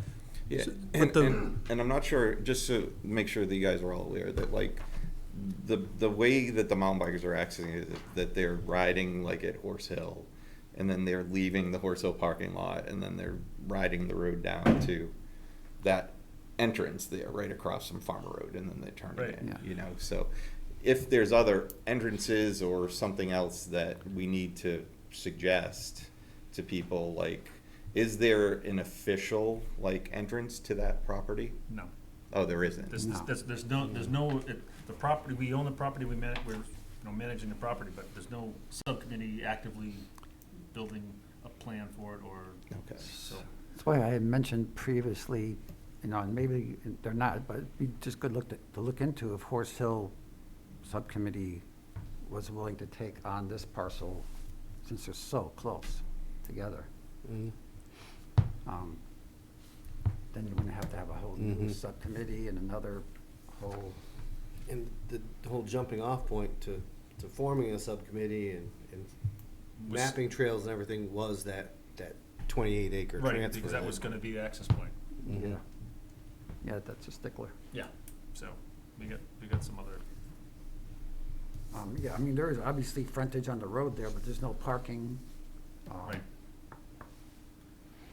Yeah, for the bikers, it's not as much of an issue because they just Right. ride their bike the 3 tenths of a mile or whatever it Yeah. is, you know. But I can understand for other trail users that would be But an issue. would we want to ask Horse Hill if they want to take that on, or are we not interested in, or we just want to deal with this now, or?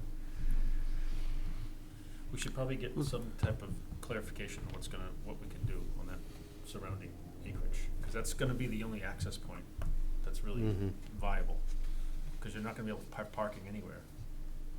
Mm-hmm.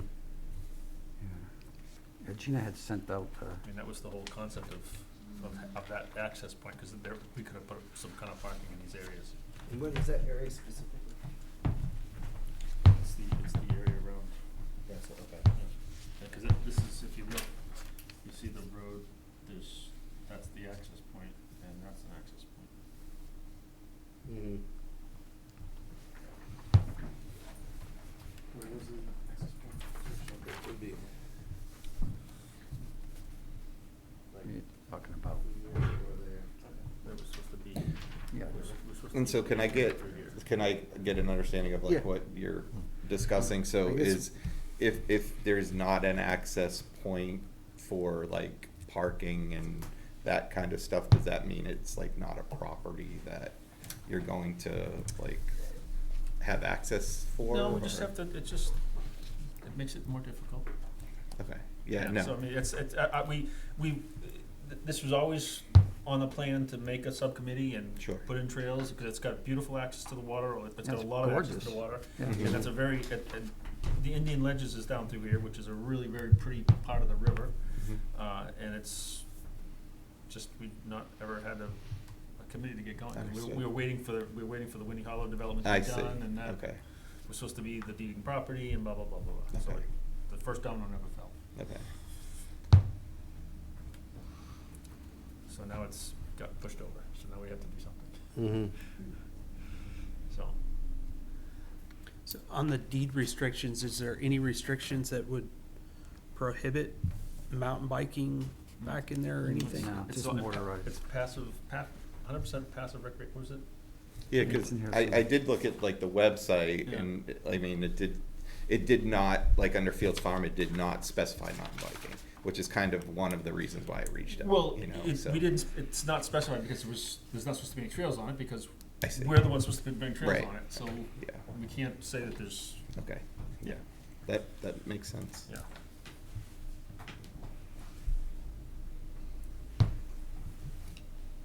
And certainly just, for history's sake, Yeah. Nemba's done a tremendous amount of work in town here, so. Oh, yeah, no, Yeah, you guys. I understand, yeah. You guys have a great reputation. Yeah, so no, don't- I just wanted to make sure that, Yeah. like, yeah, that you guys are totally Yeah. aware that, and for anything else that comes up, we're here to work with you, you Yeah. know. Mm-hmm.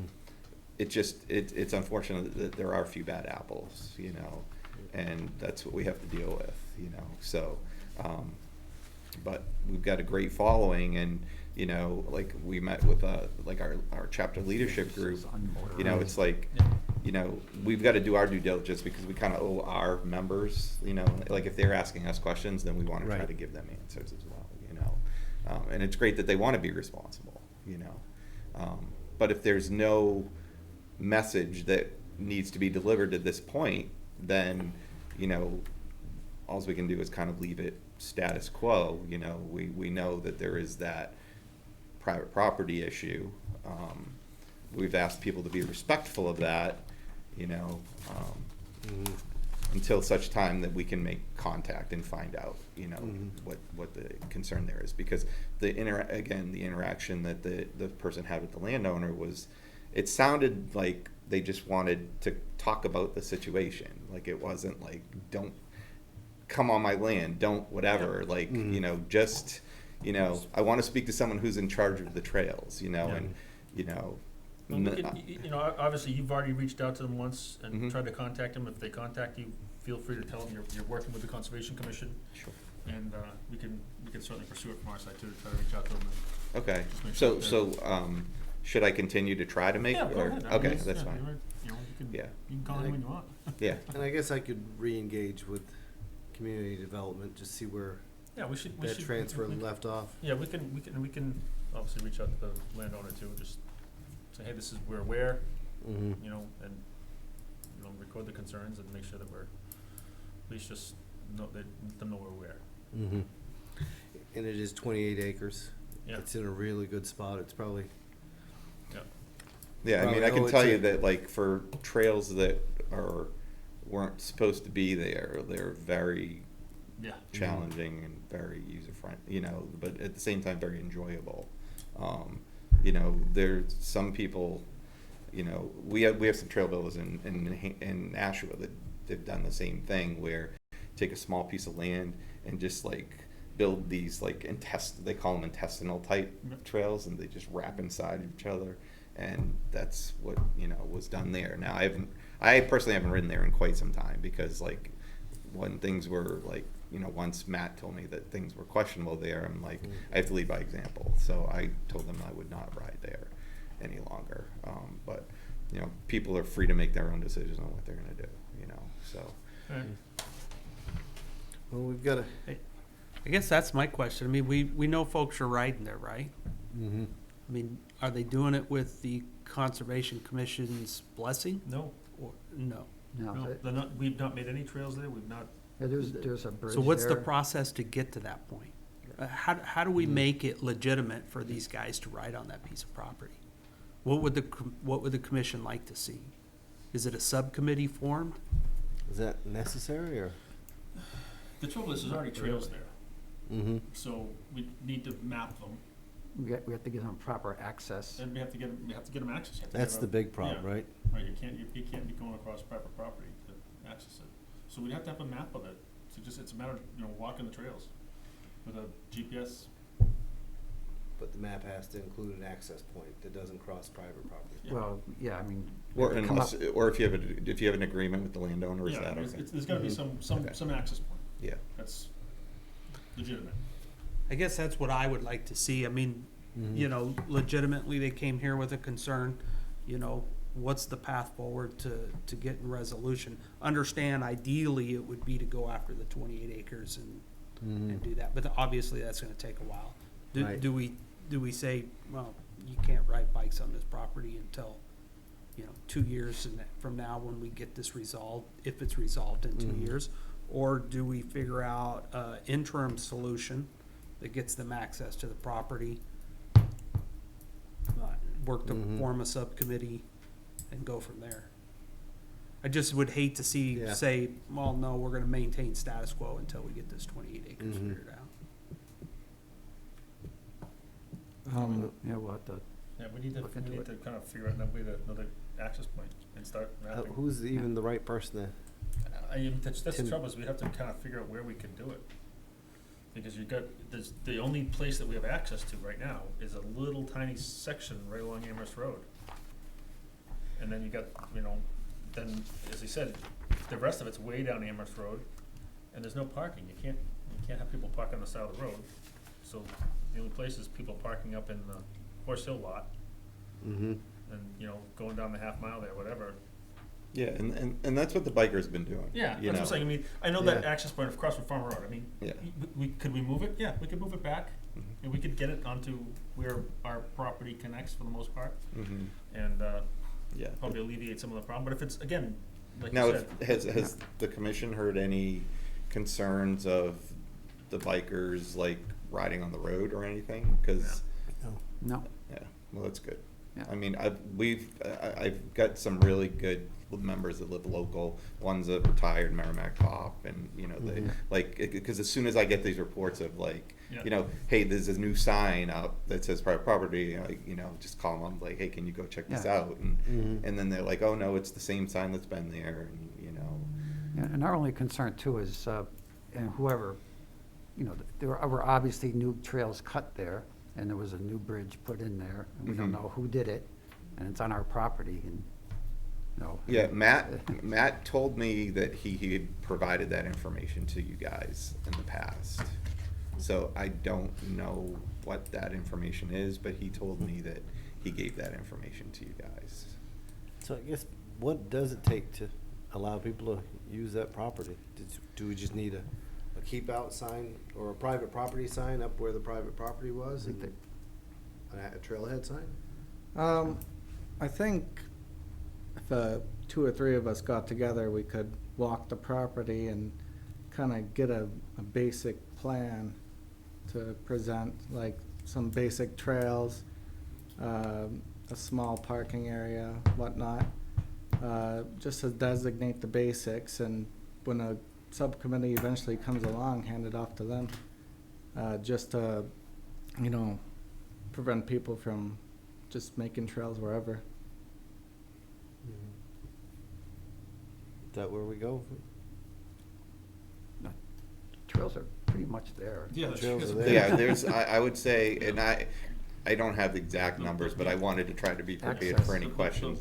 The problem is that when they're just bike trails, that's when we ran into issues up in Greater Woods. Because people wanna go walk too, Yeah. and no one wants to walk.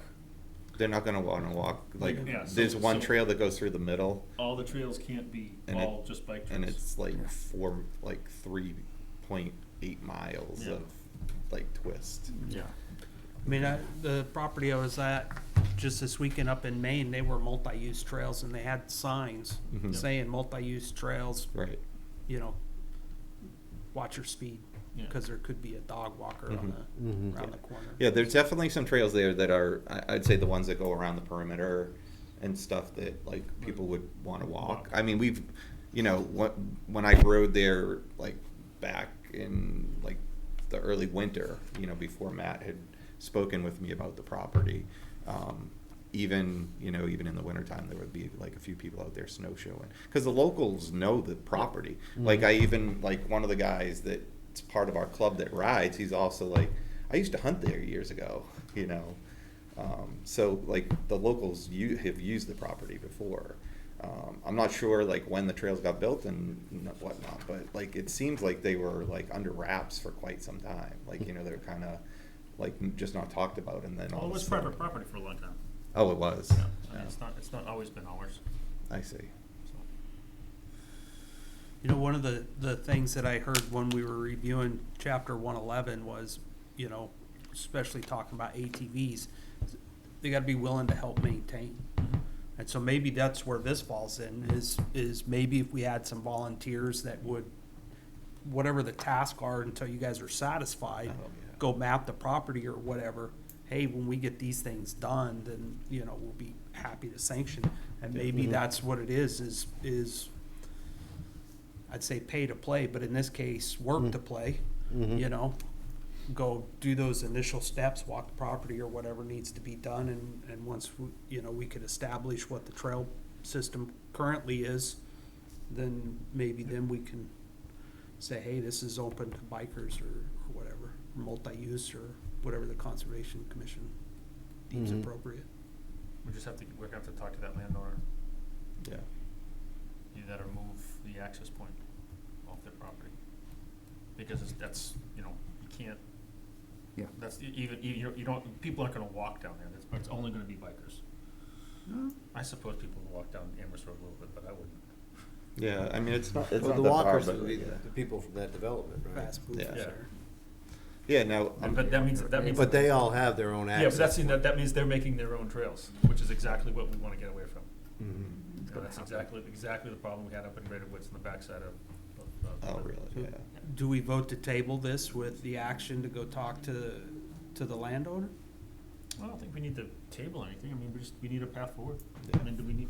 Yeah, I mean, I'll continue trying to to- try to, Trying to move it forward. yeah, I will continue to try to, you know, Yeah. reach out to the landowner as well.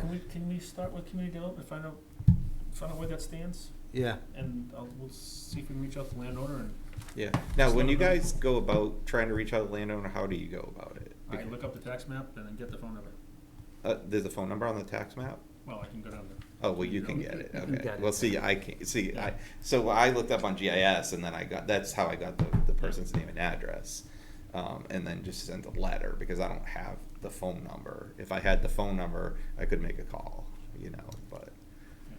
I'm up and down the street enough, I can just stop. See, I didn't feel comfortable doing that, but. I do. So, Okay. if I work with community I development, wouldn't either, so.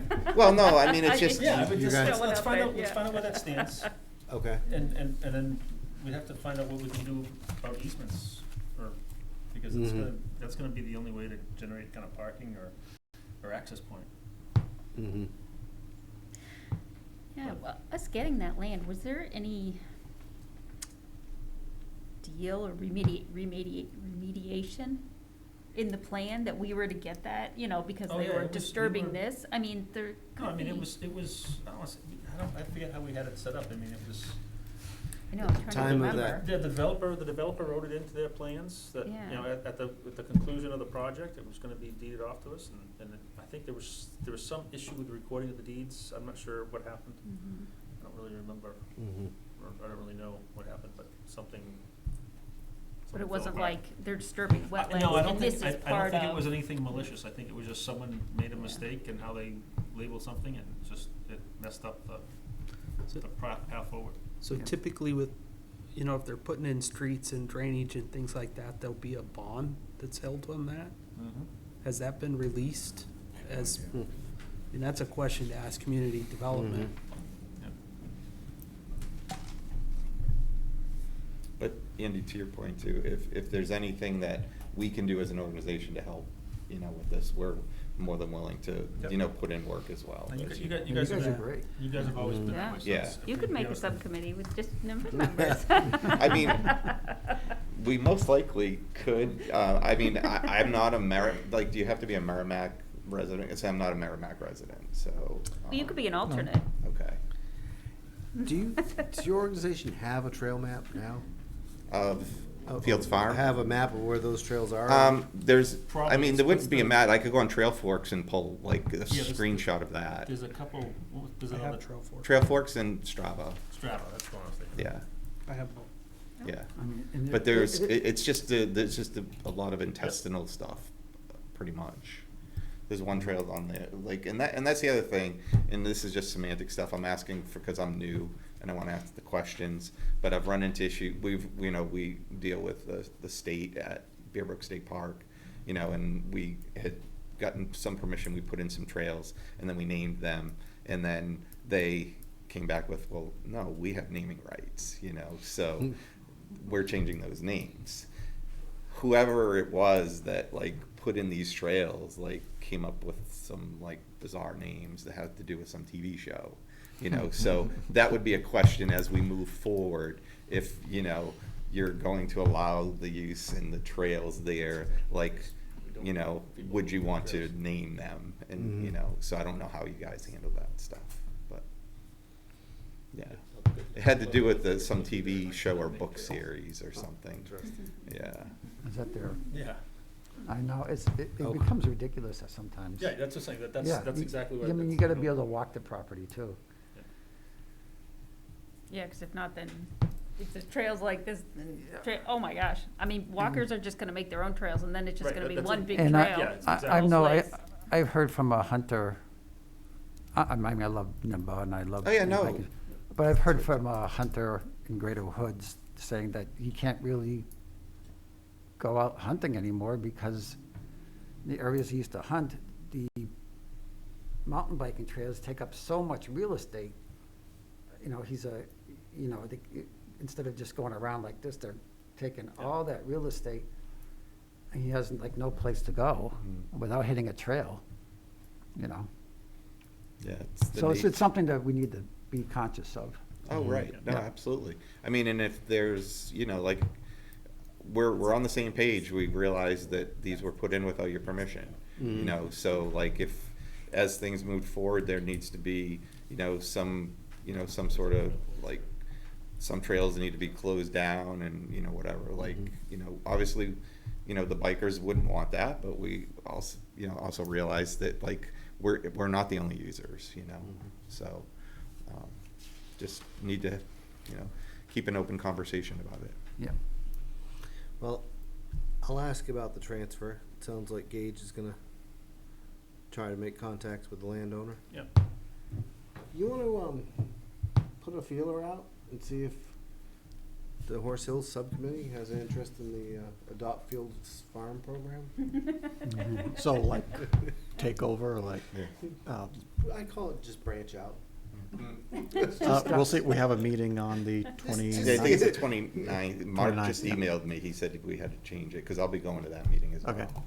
So, Maybe, yeah. No, don't put any pressure on them, just It's just something. tell them it will good- continue to be unused and misused if they don't. yeah, but I mean, but if you're It's a all, but if conversation you're to also have. still, if you, in all honesty, if you are still trying, if you're looking to create a committee like that, you know, let me know, and I can reach out to like some of the Merrimack people and see if they would be interested. You know, I think the Horse Hills Subcommittee will appreciate that there's the potential for support from them by this. Oh, yeah, I've They already certainly had, know the work you've done. I've on already all the had other parts. conversation with Mark. That's why I'm going to the meeting next week, Yeah. because he wants our help with some stuff, so. All right. Well, thank you very All much. right, thank you. Yeah, thank you. Mhm. Thank you, Chris.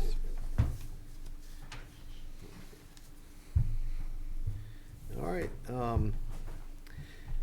old business, the only really item we have under old business was chapter 111. For anyone that doesn't know, that went, town council, did the chapter 111 public hearing, this past Thursday. So I think it's gonna be on the agenda for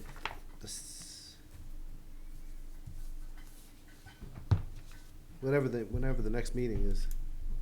June 22nd, does that sound right? 23rd? That's the vote, right? Pardon me? The Yes. town council vote on the chapter 111, is that 20? On June 23rd. And really, the hearing went well Thursday. Really, the only request for modification was to include a map that would just make it easier to kind of visualize how how parcels line up with properties and street addresses.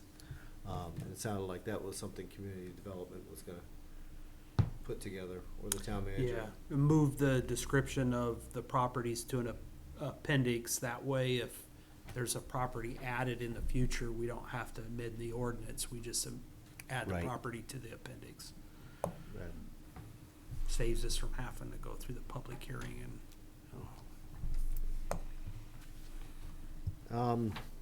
That brings us to other business, subcommittee updates. Are there any? Oh, you're here. I'll be fairly quick. Yeah.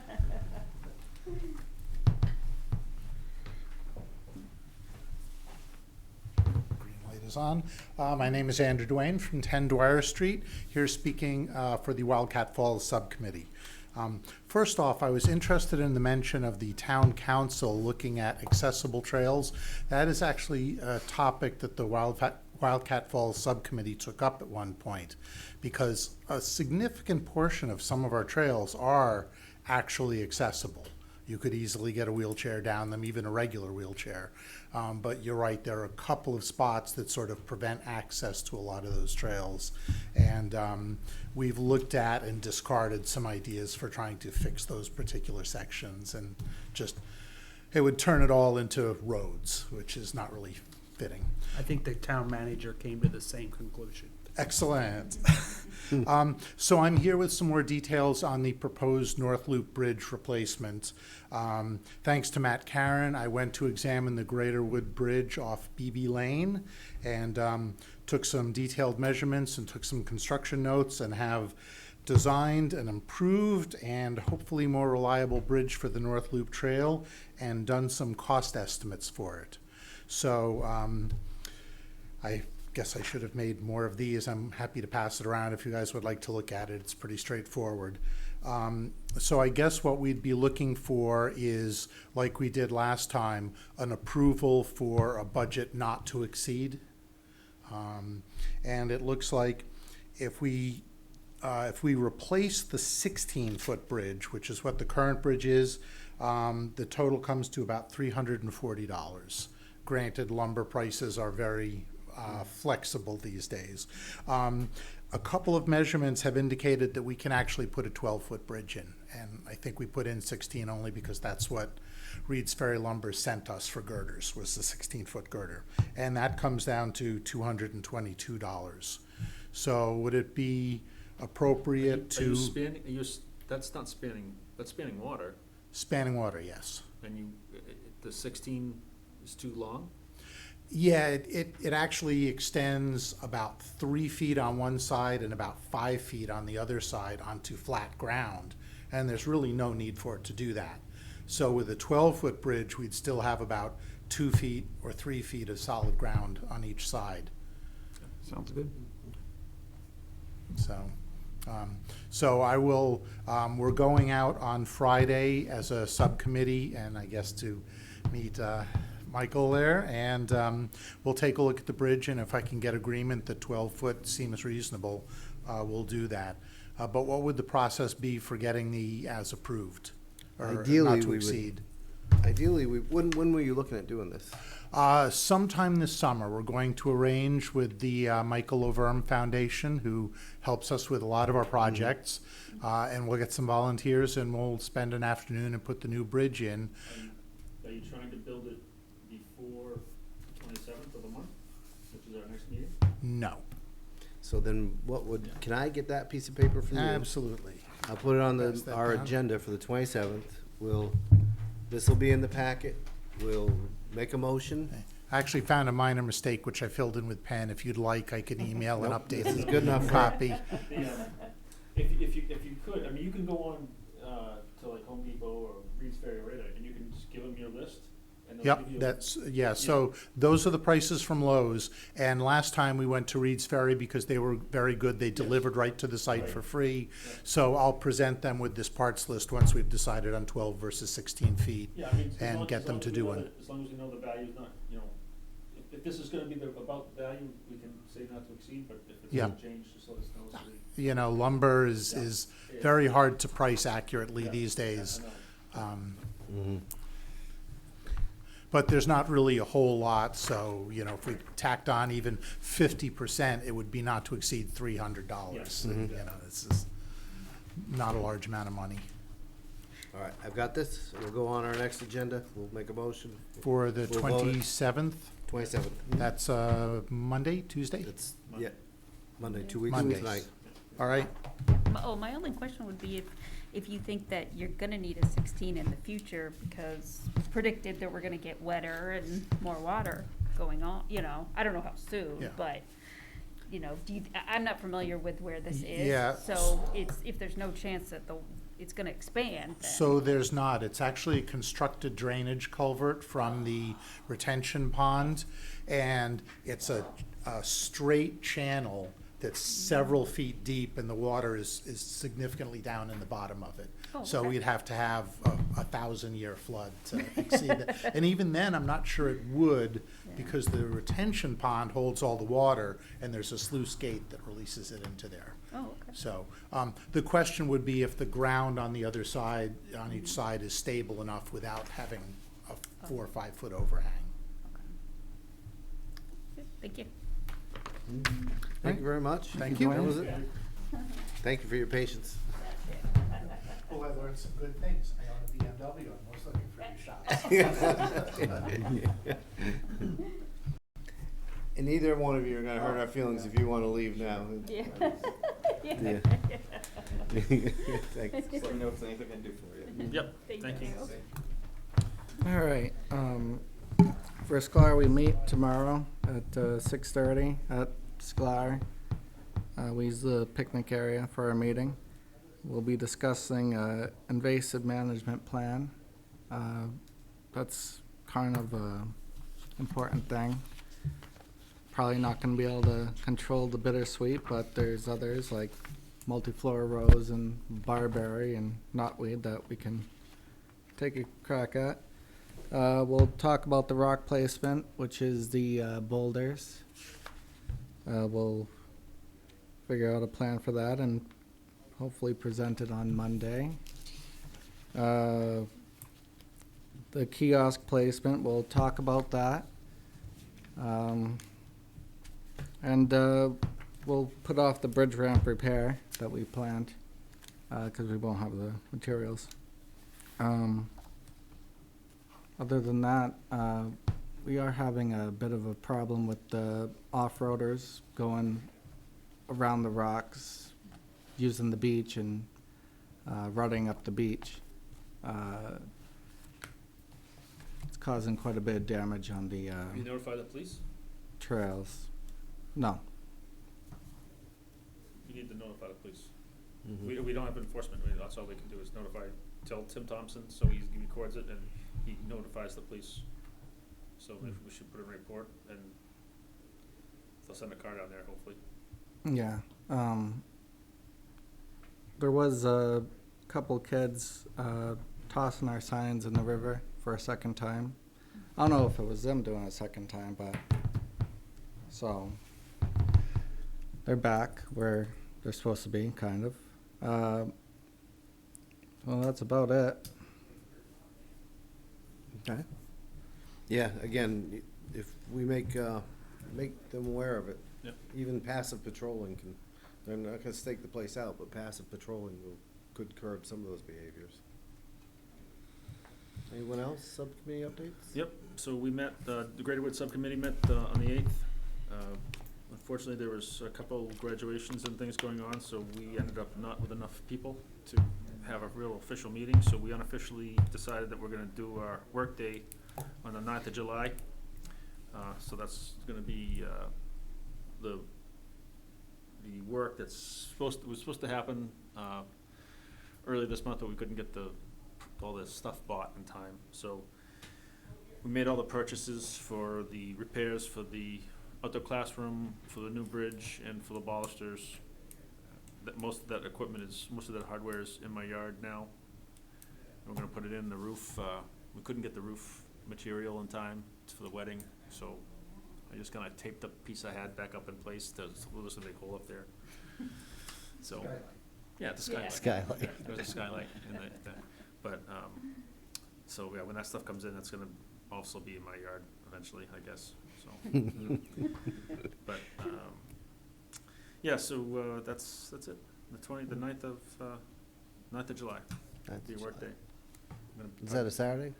That is a Saturday, yeah. We're gonna try to build the bridge, we're gonna fix the roof, and we're gonna fix all the balusters. Yes. Anyone else? No. All right. Presentation of the minutes?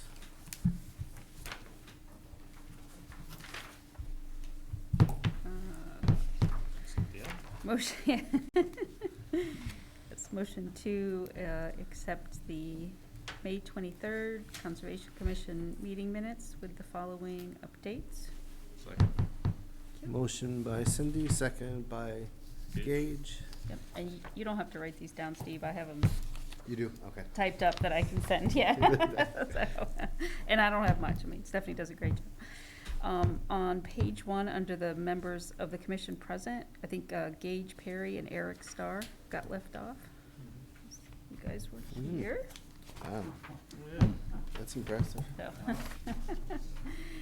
On page 2, row 52, just change it to is. On row 57, delete the word bin they had received, so just delete that.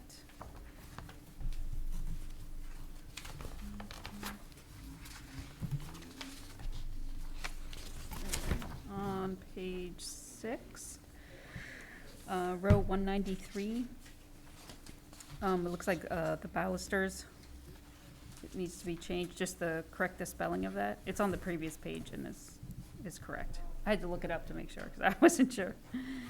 And then on 197, just correct the spelling of commissioner, for Commissioner Perry.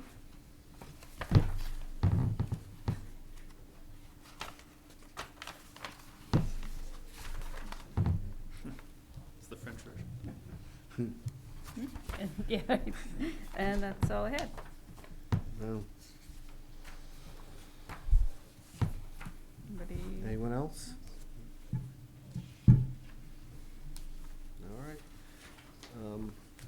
Motion to approve the minutes as amended, all in favor? Aye. Motion carries 7-0. All right, there are no members of the public here for public comments. Commissioner comments? Cindy, we'll start with you. I don't have anything. Mike? Yeah, what was I gonna say? I was thinking about it for the last 3 minutes.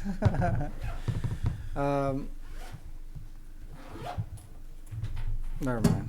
I don't know. Okay. Eric? I'll just say right now, I'm not gonna be at the, Scalar meeting on next Monday. I'm gonna be out of state for the next week, so, I won't be able to attend. Okay, thank you. I have nothing. Mike? I am not going to be here for the next meeting, 27th. The 27th? Okay, thank you. Andy? Dave? No? Motion to adjourn? Second. Motion by Cindy, second by Gage, all in favor? All right, meeting adjourned at 8:27.